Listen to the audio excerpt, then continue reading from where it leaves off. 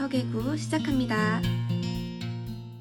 전기차가 본격적인 대중화 시대로 접어들면서 저가형 전기차를 누가 먼저 만들어서 시장을 장악할 것인가가 대단히 중요합니다. 그 이유는 뒤에 제가 조금 이따 또 다시 설명할게요. 이거는 나중에 AI 기업으로 가기 위해서라도 반드시 필요한 거예요. 그냥 지금 설명을 해버릴까요? 네. 왜냐하면 여러분, 처음에 벤츠를 타거나 BMW를 타면은 느낌이 있어요. 내가 BMW나 벤츠를 탔다는 거. 왜 문 닫을 때 느낌이 다르거든요. 하차다? 저는 저 개인적으로 느끼는 거는 이 문을 닫을 때 이 쿵 하는 느낌이 네. 뭔가 안전한 덮개가 저를 이렇게 감싸는 것 같은 이런 승차감들이 되게 좋거든요. 문을 닫을 때 이런 느낌?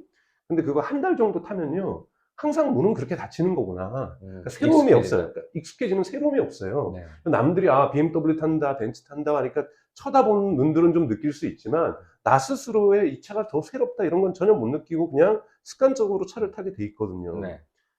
그리고 또 하나의, 만약에 우리 동네에, 우리 아파트 단지에 BMW가 처음에 5대 있어요. 사람들이, BMW 탄다고 쳐다볼 거 아니에요. 근데 100대의 자동차 중에 5대가 있으면, 근데 나중에 100대에서 90대가 다 BMW면, 쿨하고 힙하지 않은 거예요. 네. 그냥 막말로 해서 개나 소나 타는 거가 되는 거죠. 그건 테슬라도 마찬가지고요. 처음에 테슬라 세대 있으면 뭔가 쿨하고 힙한 사람처럼 느껴지지만, 테슬라가 100대의 차 중에서 95대다. 이 모델 2가 만들어진다는 거는 연간 2천만 대가 생산된다는 건 그냥 모든 거리에 테슬라의 차들이 곳곳에서 소나타처럼 돌아다닌다는 얘기인 거거든요. 자, 그렇게 됐으면은 뭔가 나는 다른 차를 탄다는 느낌이 안 든단 말이에요. 근데 제가 이걸 비유를 어디다 들까요? 아이폰에다가 비유를 들어볼까요? 그러면 예를 들면은 어머니도 아이폰 갖고 계세요. 근데 저희 어머니 쓰는 아이폰하고 제가 쓰는 아이폰은 다르거든요. 제 조카가 쓰는 아이폰 있어요. 제 조카가 쓰는 아이폰 대학생인데 쓰는 거 보면 제가 많이 부끄럽거든요. 나는 왜 아이폰을 이렇게밖에 못 쓸까? 우리 어머니하고 나의 갭만큼 저 친구하고 나의 갭이 저렇게 존재하는구나. 그건 뭐냐면 동일한 디바이스인데 다른 익스피리언스를 느낀다는 거죠. 근데 그걸 뭐가 해줍니까? 하드웨어가 해줍니까? 아니에요. OS죠. OS고 거기는 앱이에요. 네. 테슬라가 지난주에 발표했어요. 지난주부터 해서 공식적으로 이제는 테슬라에 지금 앱을 공급하는 건 테슬라만 했거든요. 네. 서드 파티를 처음으로 열겠다라고 선언을 했어요. 쉽게 말하면 앱스토어 만드는 거네요. 앱스토어 만들고 SDK 만들어서 앱스토어 만드는 거죠. 그러면은 어떤 소프트웨어에 의해서 다른 체험이 가능하다라는 거예요. 그러면 우리 아파트에 100대의 테슬라 중에서 그러니까 깔린 것 중에서 90대가 다 테슬라라고 해도 이 90대는 서로 다른 느낌을 준다는 거고, 이건 탈 때마다 제가 아까 말했던 쿵 하는 게 아니라 나만의 소프트웨어에 의해서 다른 느낌을 받을 수가 있다는 거죠. 제품의 차별화가 가능해진다는 거예요. 뭐에 의해서? 소프트웨어에 의해서. 그러려면 어떻게 해야 되냐면 흔히 말하는 인스톨드 베이스라고 얘기를 하잖아요. 네. 우리가 IT에서 우리가 사업할 때 네. 얼마나 가입자가 많으냐. 가입자가 많은 게 중요한 거예요. 네. 그래야지 앱을 만들 유인이 생기잖아요. 그렇죠. 앱을 만들 유인도 생기고 앱을 쓰면서 여기에서 서로 다른 익스피리언스를 느낄 수 있는 거죠. 그러면 가입자가 많은 인스톨드 베이스가 되려면 뭐 해야 돼요? 무진장 많이 팔아야 되는 거예요. 보급이 많이 돼 있어요. 네, 그래서 지금 저는 기아에서 만든 EV9인가요? 3로로 해가지고 지금 탱크처럼 하나 만들었잖아요. 미국에 팔기 위해서. 만들 수 있어요. 근데 이쪽 방향이 아니라는 거예요. 아래로 내려가야 되는 거예요. 기아가 만들어야 되는 것은 3인용 차를 파든 4인용 차를 만들기 전에 2천만 원짜리 때 비싸봤자 한 2,200만 원 이런 정도의 그 자동차를 만들어줘서 마구 깔아야 된다는 거예요. 보급을 늘려가지고 어떻게 해서든 그 위에 소프트웨어로서 돈을 벌어야 된다는 거죠. 이 부분이 테슬라가 지금 갖고 있는 전략이라는 거예요. 카 컴퍼니는 독립적으로만 존재하는 것이 아니라 근데 카 컴퍼니가 안 되면 AI 컴퍼니는 저는 안 된다는 거예요. 그러니까 카 컴퍼니가 돼야 여기에 소프트웨어를 올릴 수가 있고 소프트웨어에서 앱 생태계처럼 애플이 돈 버는 것처럼 애플도 처음에는 어떻게 했어요? 하드웨어로 지금 돈 벌고 있고 애플의 매출 중에서 지금 아이폰이 차지하는 매출이 전체 50%예요. 근데 전체적으로 팀 쿡이 어떻게 하고 있습니까? 여기서 서비스 매출을 계속해서 증가시키고 있잖아요. 이거는 뭐가 있냐면 자신감이에요. 하드웨어가 깔렸기 때문에. 그리고 어태치드라고 얘기를 하죠. 아이폰을 사면은 애플 워치를 산다든지 에어팟을 산다든지 이런 비율이 되게 높단 말이에요. 그러니까 깔리는 하드웨어 위에 서로 다른 체험을 해가지고 앱 생태계에서 돈을 벌고 있는 거잖아요. 이걸 가지고 이제는 애플 페이도 집어넣고 이제는 대출도 해주잖아요. 미국 같은 경우에는. 그러니까 이런 은행업도 할 수 있고 이런 것들이 다 하드웨어가 많이 깔려야 된다는 거예요. 그런 면에서 저가형 자동차를 만드는 건 대단히 중요하다는 거고, 저가형 자동차를 만들면서도 프라핏을 내는 것은 더 중요하다는 거고, 네. 이것을 하기 위해서 지금 테슬라가 하고 있는 것이 프로덕션 프로세스의 혁신이고, 그것을 테슬라에서는 언박스드 프로덕션 프로세스라고 부른다. 즉 병행해서 만드는, 그래서 합체한 마지막에 네. 이런 방식으로 하고 있다는 말씀을 좀 드리고 싶은 거고, 이거는 뭐 토요타하고 테슬라의 기본적인, 보세요. 처음에는 토요타의 프라핏이 더 높았거나 비슷비슷했어요. 그러나 점점 시간이 갈수록 어떻게 되고 있습니까?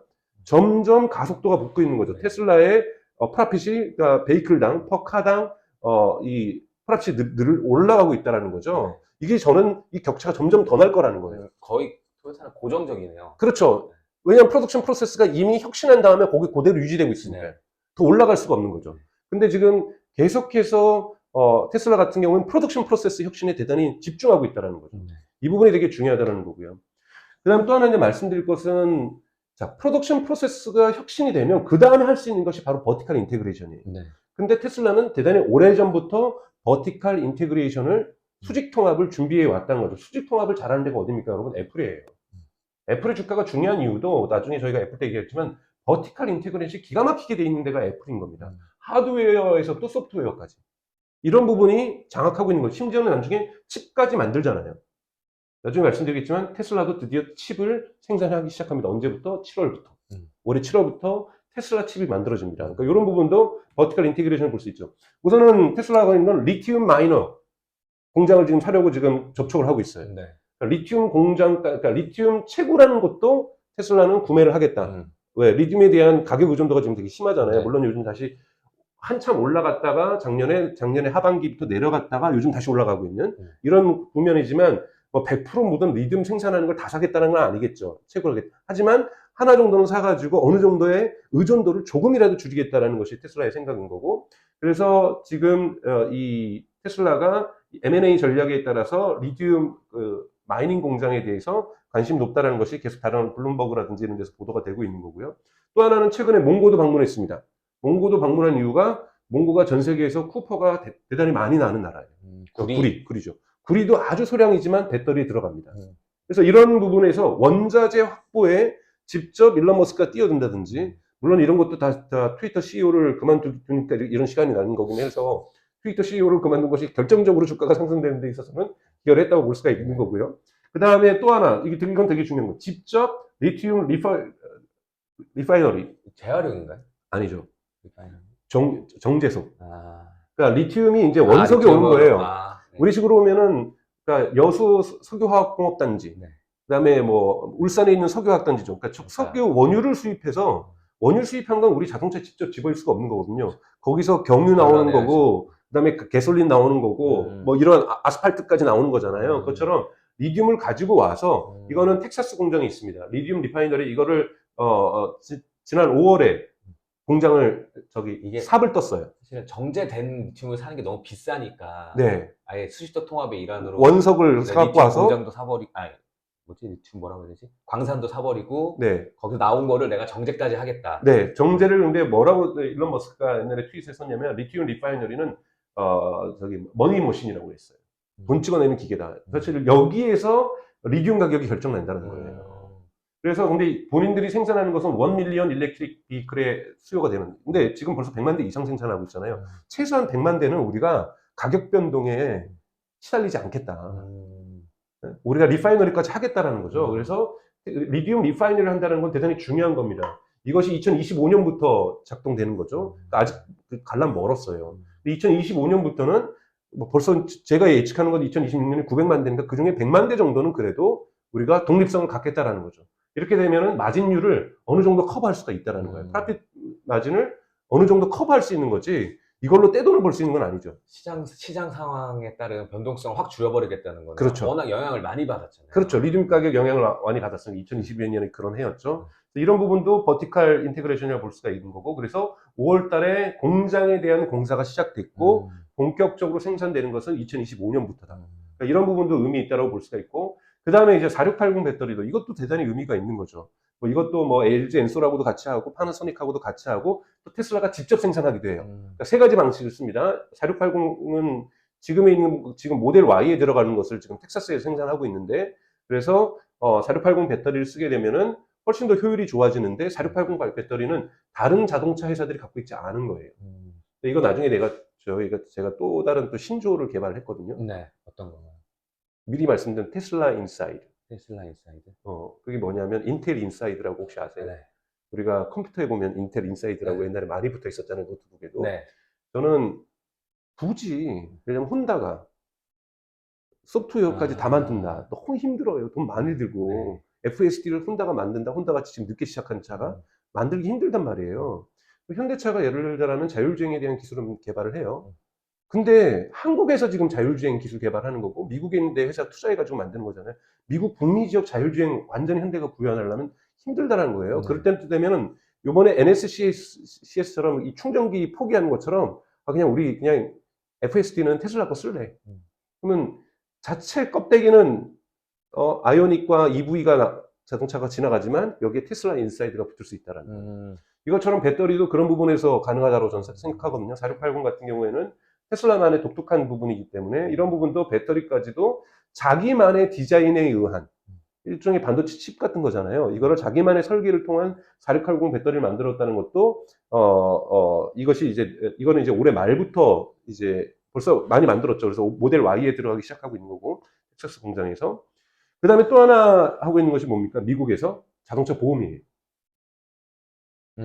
네, 자동차 보험에서 그 사고율이라든지 운전의 습관이라든지 이런 것들을 측정하면서 스코어를 만들어 가지고 리얼타임 이런 데이터를 모아 가지고 가격 변동이 이루어집니다. 그래서 예를 들자면 95점을 받을 경우에는 뭐 $210. 네, 가격이 점점 다운되겠죠. 그렇죠. 네. 그래서 이런 식으로 스코어에 따라서 가격이 변동되는 먼슬리 프리미엄이 바뀌는 이런 식의 어떠한 자동차 보험도 미국 10개 주에서 하고 있습니다. 미국 51개 주에서 다 하는 건 아니라 미국 10개 주에서 하고 있다는 건 이것도 뭡니까, 여러분? 작은 돈은 아니지만 처음에 애플이 서비스 시작할 때도 그러니까 작은 돈이 아니지만 작은 돈이지만 큰 포션이 아니지만 애플도 처음에 서비스 부분 작게 시작했지만 점점 늘려나가고 있는 거잖아요. 네. 이 부분도 테슬라도 작게 시작하고 있지만 늘려나가고 있는 거거든요. 즉 리튬부터 보험까지예요. 네? 그러니까 그런 식으로 지금 모두 다 맞추고 있는 거죠. 그 다음에 또 하나가 FSD죠. FSD가 제일 좋은 점은 저는 뭐냐면 흔히 말하는 우리가 이걸 리커링 레비뉴라고 하잖아요. 반복적으로 발생하는 레비뉴. 네? 즉 구독이란 말이에요. 네. 물론 처음에 다 살 수도 있고 구독으로 갈 수 있는데 지금 이걸 구독으로 가고 있는 거고 지금 북미에서 구독자가 테슬라가 밝히는 것은 40만이에요. 40만 대에서 구독을 하고 있다는 거예요. 그럼 매달 $150씩 40만 대가 내고 있다는 거잖아요. 이건 어마어마한 거거든요. 이런 것이 바로 서비스 레비뉴라는 거죠. 네. 이런 서비스 레비뉴를 계속해서 넓혀가는 건 되게 중요하다는 거죠. 자율주행의 완전한 단계까지는 안 가더라도 FSD의 구독자를 늘리는 것이 되게 중요한 거고 저는 이건 북미권에서는 전체 앞으로 판매되는 모든 것들의 FSD 구독자들이 늘어날 거라고 보고 있습니다. 이번에 이제 버전 12 베타가 나왔잖아요. 그래서 또 이번에 하드웨어 4가 지금까지는 하드웨어 3가 들어갔었어요. 근데 이제 모델 Y부터 해가지고 하드웨어 4가 들어갑니다. 4가 들어가면서 처음으로 여기에 라다도 들어가거든요. 그러니까 지금까지는 라다가 안 들어갔었는데 그러니까 카메라만 가지고 네. 자율주행을 했었잖아요. 네. 테슬라 같은 경우에는 라다가 아니라 레이다 아니에요? 독일식으로 읽어서 그래요. 네. 레이다. 그래서 레이다가 들어가는 거고 이거는 되게 거리감을 되게 정밀하게 측정을 네. 해주는 거죠. 그 다음에 칩도 테슬라 칩이 들어가는 거예요. 이게 하드웨어로 해가지고 FSD용으로 해가지고 착장이 되는 거예요. 그래서 일종의 하드웨어가 업데이트되는 이런 상황까지 지금 가고 있다는 거고 이렇게 되면은 훨씬 더 이 하드웨어를 장착해야 FSD 지금 버전 12 베타까지 나왔지만 이게 12의 베타가 아닌 10이라든지 13이라든지 14까지 갈 수가 있는 거예요. 우리도 노트북 보면은 업데이트가 되는 것이 한계가 있을 수가 있는 거잖아요. 그래서 노트북 바꿔야 업데이트가 또 버전이 올라가는 것처럼 그런 지금 으로 가고 있다는 거고 그래서 지금 40만 명이 이렇고 지금 1억 5천만 마일을 달리고 있는데 이 데이터가 다 여러분 그러니까 테슬라가 그러니까 자율주행에 어프로치하고 있는 방법은 FSD에 있는 데이터를 모아서 이걸 자율주행으로 가려고 하는 거죠. 그리고 웨이모라든지 크루즈가 하는 방식은 실험용 자동차 500대, 1000대, 10,000대를 갖다가 돌리면서 완성될 때까지 기다리는 거죠. 근데 테슬라는 그냥 트라이얼 에러를 거리에서 해버리는 거죠. 실제 이용자들이 해버리는 것. 이것이 이제 데이터 네트워크 이펙트를 만들어내서 이것이 점점 좋아지고 있다는 거고 근데 이런 것들이 저는 제가 아까 말씀드렸던 이런 소프트웨어가 다른 느낌을 줄 거라는 거고요. 테슬라 인사이드 얘기를 좀 해볼게요. 네. 테슬라 인사이드 아까 말씀드렸던 인텔 인사이드하고 같은 거죠. 네. 자, 이것이 요번에 테슬라 주가가 특히 1사분기 2023년 1사분기 성과 나오고 나서 좋지 않았었는데 그것이 회복되는 결정적인 계기점은 우선은 첫 발은 트위터의 CEO에서 물러날 것이다. 새로운 CEO가 올 것이다. 이것이 가장 주가 상승의 첫 번째 모멘트였고 두 번째부터 지금 랠리하고 있는 건 다 이것 때문이잖아요. 네. 즉 처음에 포드가 앞으로 우리 충전할 때 그러니까 미국에는 CCS 방식이 있고 CCS 방식으로 이제 대부분 쓰고 있는 거고 NACS, NA가 노스 아메리카거든요. 북미 지역의 표준 방식으로 이 테슬라의 충전 방식이 있는데 테슬라의 충전 방식을 따르겠다라는 거예요. 테슬라의 충전 방식을 따르겠다라는 것은 테슬라가 갖고 있는 12,000개의 슈퍼차저를 쓸 수 있게 된다는 거거든요. 그럼 되게 촘촘하게 쓸 수가 있습니다. 그러면 레인지에 대한 앵사이어티 이것이 사라지겠죠. 충전해서 이거 충전소 찾아야 되는데 그럼 테슬라도 다 쓸 수 있으니까 이 부분이 따라지면 여러분 이거 좋지 않은 거예요. 요즘 보면은 배터리 한 번 충전하면 800km 간다, 1000km 간다. 이거 제가 보기엔 쓸데없는 패러다임이에요. 배터리 한 번 충전해서 400km만 가도 충분해요. 충전소만 곳곳에 있으면. 지금 기름차도 한 번 주유한 다음에 1000km 가는 차가 어디 있어요. 근데 왜 배터리는 한 번 충전하면 1000km를 찾고 그래요. 그럴 이유 없다는. 그러면 배터리가 커집니다. 배터리가 커지면 여러분, 배터리의 성능이 좋아지면 자동차 가격이 올라요. 자꾸 고급 전기차로에 대한 패러다임이거든요. 지금은 어떻게든지 2만 달러로 만들어줘야 된단 말이에요. 네. 2만 달러짜리 전기차 만드는데 한 번 충전하면 1000km 간다? 이건 말도 안 되는 패러다임인 그만큼 거예요. 큰 배터리가 들어갈 거고 사실 배터리 가격을 낮추는 건 좀 한계가 있으니까. 예. 그러니까 무게도 무거워지는 거고. 그러니까 자꾸 패러다임을 2만 달러짜리 저가형 전기차를 누가 시장에 먼저 공급하느냐가 지금 가장 중요한 전기차 시장의 패권을 정할 거고 이 패권을 정하는 데 있어서는 충전소가 대단히 중요했다는 거고 테슬라는 이것을 봤다라는 거예요. 그래서 슈퍼차저를 이렇게 깔았다라는 거고 12,000개나 되는 것을 촘촘하게 만들어 놨다는 거고 이게 도미노 이펙트가 만들어지면서 처음에 포드가 들어오고 그 다음에 GM이 들어왔죠. GM까지 들어오면서 주가가 계속 상승하는 거고 그 다음에 또 의미 있는 것이 볼보입니다. 볼보는 유럽에 있는 자동차 회사잖아요. 물론 주주는 길리가 갖고 있는 중국 회사지만 유럽에 있는 회사인데 유럽에 있는 회사가 굳이 NACS 쓰지 않아도 되는데 미국에 수출하기 위해서 쓴다라는 거죠. 현대차도 지금 NACS를 도입할까 고민한다라고 지금 그러니까 발표를 했었거든요. 그러니까 그렇게 되면서 도미노 이펙트로 만들어진다는 거고 이렇게 되면은 유럽에 있는 자동차들도 폭스바겐이나 벤츠도 미국에 팔기 위해서 NACS 쓰면은 기왕 NACS 만드는 거 뭐라고 유럽 판매용은 CCS로 쓰고 미국 수출용은 NACS를 쓰고 이렇게 안 할 거 아니에요. 네. 하나로 단일화시켜버릴 가능성이 있잖아요. 그럼 유럽마저도 통일시켜버릴 수가 있다. 그러니까 이거는 대단히 크다라는 거죠. 표준이 되네요. 표준이 되는 거죠. 물론 중국 시장까지 갈 수는 없겠지만 전기차 시장이던 내연기관 시장에서 제일 큰 시장은 지금 중국 시장이고 두 번째가 미국 시장이고 세 번째가 유럽 시장이라고 한다면 최소한 미국 시장하고 유럽 시장은 통일시킬 수가 있다. 그리고 지금 일반 이런 차저 업체들도 특히 차지 포인트라든지 EV고가 지금 되게 미국에서 큰 회사들인데 네. 여기에서도 지금 테슬라에 NACS를 쓰겠다고 발표를 했거든요. 거의 뭐 도미노 이펙트예요, 제가 보기에는. 자, 이거에 대해서 작년에 나왔던 경제학 논문이 있어요. 이게 뭐냐면 전기차의 개수가 늘어납니다. 네. 여기서 칸은 여기서 전기차예요. 전기차의 개수가 늘어나면 하나의 스테이션에서 갖고 있는 왜냐하면 스테이션 하나에 하루에 100대가 충전을 했다고 치죠. 충전소? 네, 충전소. 그러면 충전소에 100대가 충전했는데 이제 포드하고 GM하고 볼보가 몰려와요. 그러면은 200대가 충전할 거 아니에요. 네. 그러면 이 충전소 땅값도 들어갔으니까 네. 이 충전소의 밸류에이션이 높아질 거 아니에요. 네. 충전소 하나당 충전할 수 있는 자동차의 개수가 늘어나니까. 네. 그러면 이거 충전소 사업하면 돈 많이 벌겠는데? 그렇죠. 그럼 어떻게 됩니까? 충전 숫자가 늘어납니다. 충전 숫자가 늘어나면 자동차에 있는 사람들이 밸류에이션이 높아지는 거예요. 나는 점점 어디서든 할 수 있어요. 어디서든지 할 수 있으니까. 그럼 전기차의 숫자가 더 많아져요. 네. 전기차의 숫자가 더 많아지면 충전소의 밸류에이션은 또 높아지고 선순환이네요. 완전한 선순환이 발생할 수 있다는 거예요. 그래서 이 부분이 요번에 가지고 있는 의미이기 때문에 대단히 큰 의미를 갖고 있어요. 그래서 월가에서 예측하는 것은 2030년 정도 되면 테슬라가 충전소에서만 200억 달러 번다고 얘기를 하고 있어요. 이 에너지 사업이라는 거예요.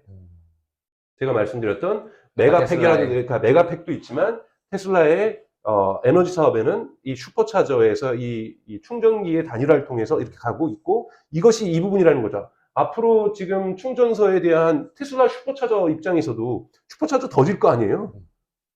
겁나게 질 거란 말이죠. 그렇게 되면은 포드나 GM들도 계속 쓸 거고. 왜냐하면 테슬라 입장에서는 테슬라만 쓰면은 여기에 땅값까지 생각하면은 되게 이게 남는 장사가 아니었을 수도 있단 말이에요.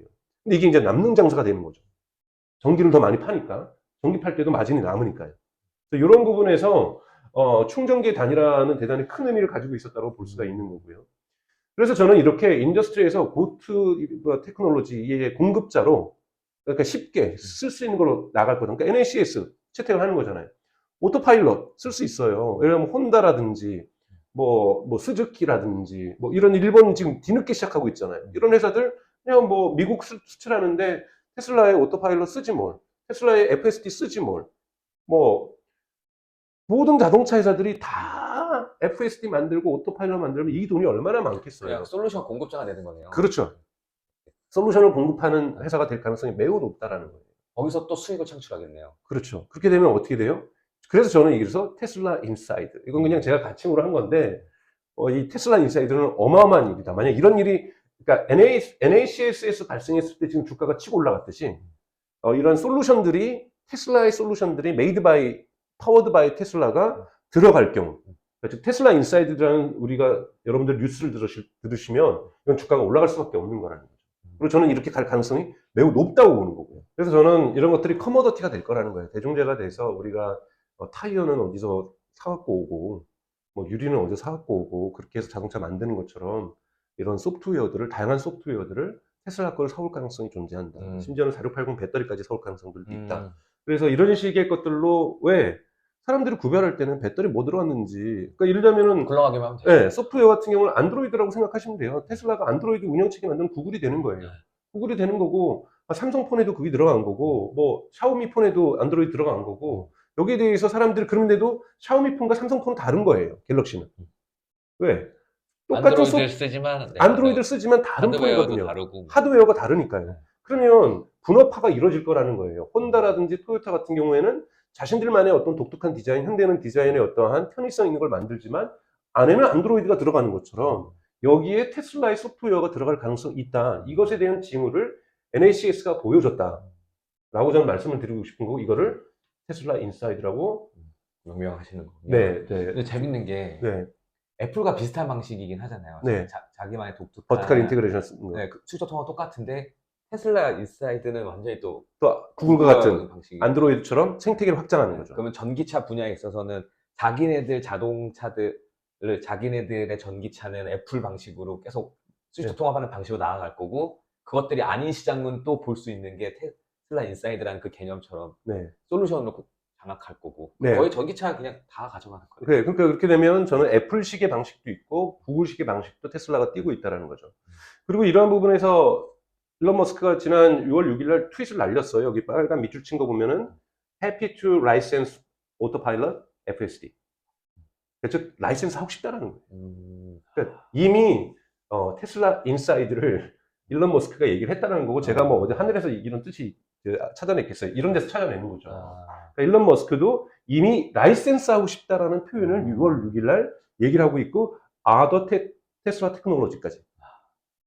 솔루션 공급자가 되겠다는 걸 그냥 살짝 흘린 거네요. 네, 살짝 흘린 거고, 이러한 비즈니스를 NACS만 충전기에만 두지 않겠다라고 이미 얘기를 하고 있다는 거, 이 비즈니스의 확장성들을 보여주고 있다는 겁니다.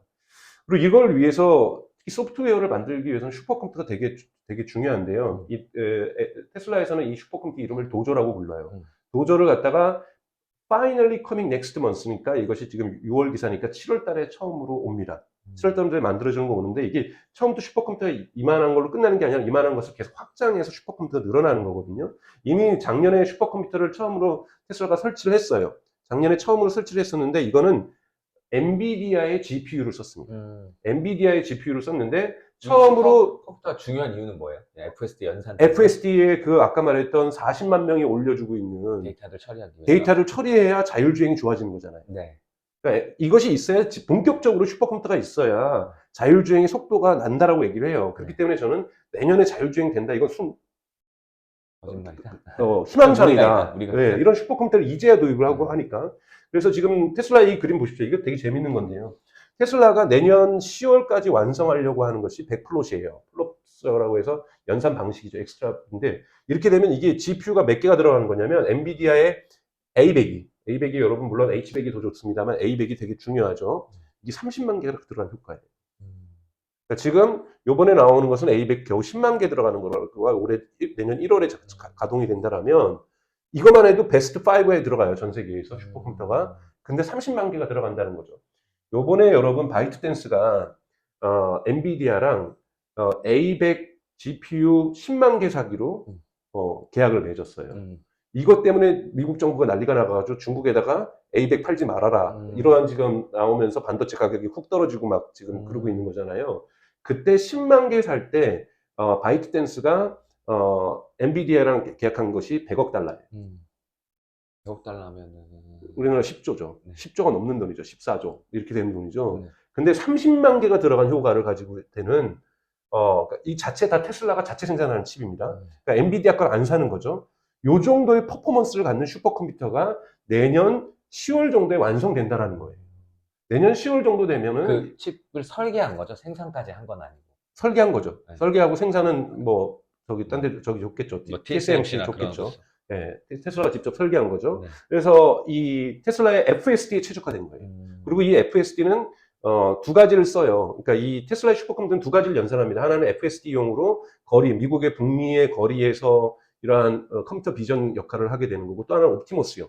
공장에서 사물들을 보게 되는. 이걸 두 가지를 보기 때문에 테슬라는 자율주행하고 옵티머스, 즉 공장에서의 로봇 부분까지도 다 같이 하는 이 슈퍼컴퓨터가 그 역할을 하게 된다는 거고, 이것이 완성된다면 저는 테슬라 인사이드는 가능해질 수 있다.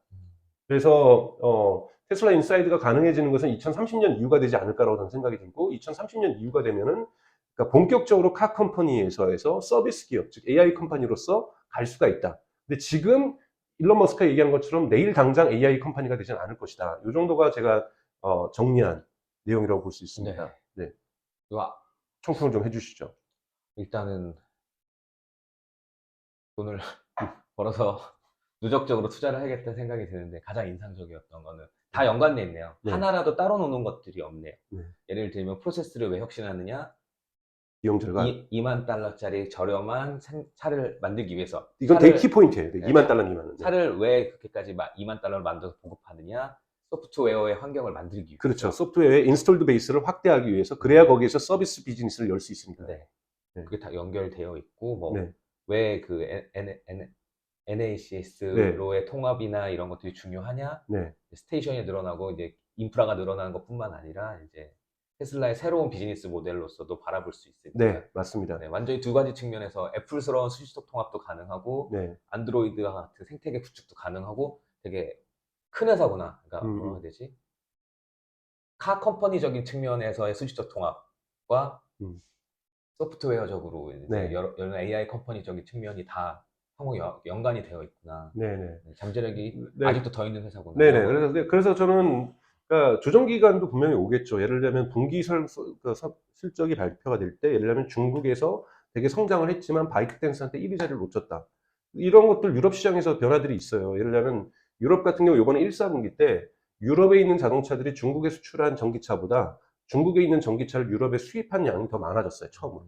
이게 처음으로 크로스됐거든요. 그러니까 중국이 그 정도로 강력한 전기차 국가가 되고 있다는 거죠. 미국은 지금 미중 갈등 때문에 사실은 이 수출 부분을 좀 이렇게 좀 지연시키고 있는 것인데, 지금 유럽은 본격적으로 가서 중국 차가 훨씬 더 많이 팔렸다라는 것들은 되게 성경적인 의미가 있다고 볼 수 있어요. 이런 소식이 나올 때 바이트댄스가 치고 나오고 올 때 테슬라의 주가가 조정을 맞을 수는 있겠죠. 네. 그리고 예를 들자면 사이버 트럭이 이제 올해 9월이나 10월에 나올 텐데, 사이버 트럭이 뭐 나오자마자 좀 사고가 난다든지, 뭐 뭔가 운전하는데 뭐 뭔가 불편한다든지, 뭐 이런 일이 나오면 조정을 좀 맞을 거라고 보고, 또 하나는 가장 크게는 미중 갈등이죠. 가장 큰 테슬라의 위험 변수는 미중 갈등이라고 볼 수가 있는 것이, 테슬라의 중국 공장이 땅이 공산당 거예요. 중국 공산당. 그러니까 언제든지 나갈 수 있는. 언제든지 나가면은 나가야 되는 거죠. 그리고 또 시장 자체도 제일 큰 시장인데 테슬라로서는 놓칠 수 없는 시장인 거고, 그래서 미중 갈등의 이 심화가 테슬라의 주가에는 영향을 분명히 미칠 수 있고, 또 중국 경기가 침체가 된다라면, 중국 경기가 침체가 돼서 가처분 소득이 줄어든다라고 한다면, 또 자동차가 팔리지 않는다라고 하면 이런 부분에도 문제가 있을 수 있고, 조정기의 가능성은 충분히 있습니다만 펀더멘탈 상으로는 2030년까지는 꾸준히 상승할 수밖에 없는, 회사의 밸류가 하나하나씩 쌓아져서 카 컴퍼니에서 흔히 말하는 서비스 컴퍼니로 분명히 전환할 수 있는 모멘텀들을 다 가지고 있고 다 이미 설계되어 있고 이미 다 준비가 하나씩 들어가고 있다는 거죠. 네, 중국 말씀해 주셔서 네. 제가 투자자라면 이런 퀘스천을 드릴 것 같아서 2만 달러 차 만들긴 중국이 더 유리하지 않아요? 그렇죠. 중국이 지금 만들고 있는 게 BYD가 그런 가격 저가형 자동차를 만들 수 있고, 뭐 알리바바에도 보면은 뭐 되게 저가형 자동차를 만들 수 있죠. 근데 문제는 그 저가형 자동차에 이런 소프트웨어 반드시 입혀야 되죠. 그러니까 즉, 저가형 자동차만 파는 건 중요하지 않아요. 저가형 자동차에 안드로이드 폰에, 그러니까 안드로이드 운영체계 있어야죠. 네. 그리고 구글 플레이 있어야 되는 거죠. 또는 앱스토어 있어야 되는 거죠. 그 측면에서는 확실히 비교 우위가 있다. 그렇죠. 그런 부분에서 지금 홍강에서 만드는 차 훨씬 싸잖아요. 네. 지금 $10,000에 팔잖아요. 8,000달러 이렇게 파는 홍강이라고 하는 중국에서 지금 나오는 차 있거든요. 상하이 자동차에서 파는. 홍강이라는 자동차 지금 쿠팡에도 여러분 검색해 보시면 홍강 하면은 수입하실 수 있으세요. 되게 싸요. 소프트웨어가 전혀 없는 전기차죠. 이거는 제가 보기엔 밸류에이션 없다라는 거예요. 그러면 이제 그런 부분도 체크를 해볼 만하네요. 네. 이제 중국에서 싼 차가 나왔는데 과연 얘네 OS 수준이 어떠한지도 조금 네. 투자로서는 한번 관찰을 해봐야겠네요. 이런데 예를 들자면은 테슬라 인사이드가 들어갈 수도 있는 거죠. 네. 그런 차에서도 충분히 안드로이드를 선택하듯이 샤오미가 예를 들면 전기차를 만들겠다고 얘기를 하고 있잖아요. 전기차 만들면 샤오미도 분명히 OS를 집어야 되는데 샤오미가 지금부터 OS 개발하기 위해서 수천억 달러를 쓴다? 그럼 회사 망하는 거예요. 이럴 때는 샤오미도 전략적으로 테슬라 인사이드를 선택할 수 있다는 겁니다. 테슬라가 안 줄 수도 있겠네요. 그런 곳에는. 그건 이제 상황 판단하는 거죠. 네. 네. 테슬라가 전략적 판단을 할 거라고 보고 있고요. 네. 그래서 여러분들이 물론 작년에 $300 할 때 테슬라 주식을 많이 구매하셔가지고 아직도 손해 보신 분들, 물린 분들 계실 거예요. 그런데 이제 전체적으로 봤을 때는 제가 뭐 어떤 주식을 사라고 말씀을 드리진 않겠지만은 2026년에 충분히 $500까지는 갈 가능성이 저는 존재한다라고 보고 있고요. 그 이유는 저도 잘 모르겠어요. 그 이유는 상상의 날개이기 때문에. 네. 그래서 충분히 갈 수 있다라는 좀 말씀을 드리면서 너무 가슴 아파하지 마시라는 거. 네. 네. 우리 전 분들. 충분히 사실 투자자들이 이게 중요해요. 버틸 만한 이유를 찾는 게 중요해요. 그래서 존버 저는 별로 안 좋아하거든요. 존엄하게 버티는 것은 별로 안 좋아하는 게 버틸 만한 이유를 찾아야 되는데 버틸 만한 이유를 되게 많이 주신 것 같아요. 네. 저는 항상 이런 거 볼 때마다 네. 워렌 버핏 막 조언 같은 거 막 살펴보는 거 되게 네. 좋아하거든요. 근데 제가 제일 좋아하는 조언이 뭐냐면 워렌 버핏이 화를 잘 안 내세요. 네. 그래서 좀 되게 좋아하는 어른이라고 생각하는데 한번 제가 화내는 걸 본 적이 있어요. 그 워렌 버핏이 월 정기 그거 하잖아요. 주주총회 같은 거 하잖아요. 왔는데 어떤 되게 당찬 여고생인가 누군가가 자기가 지금 아르바이트 열심히 해가지고 3,000불 정도 모았는데 여기다 어디다 투자하면 좋겠냐고 워렌 버핏이 어떻게 얘기했어요? 투자하지 말라고 합격을 하고 비슷한 얘기 했는데 본인한테 투자. 본인이 공부 많이 하시고 꿈에다 투자하시라고. 지금 그 3,000달러 투자하는 거 어떠한 의미도 없으니까 하지 말라고 약간 화를 내더라고요. 그래서 이제 저는 이 성악개미 구조대를 듣는 분들이 이 시간을 뭐 존엄하게 버티기 위한 시간이 아니라 이제 다음 주에 150만 원 투자하려고 했었는데 네. 한번 저한테 투자해야 되나? 네? 영수님은 여고생이 아니시니까 이제 투자하시면 될 것 같아요. 어쨌든 네. 저는 공부하는데 투자하는 거 맞는 것 같아요. 시간 네. 투자하시면 될 것 같아요. 네, 맞습니다. 네, 투자하는데 되게 존엄하게 버티는데 도움이 됐을 만한 컨텐츠였으면 좋겠습니다. 다음에는 또 다른 기업으로 인사드리면 네. 되겠죠? 네. 네, 시청해주셔서 고맙습니다. 고맙습니다. 다음 영상에서 계속됩니다.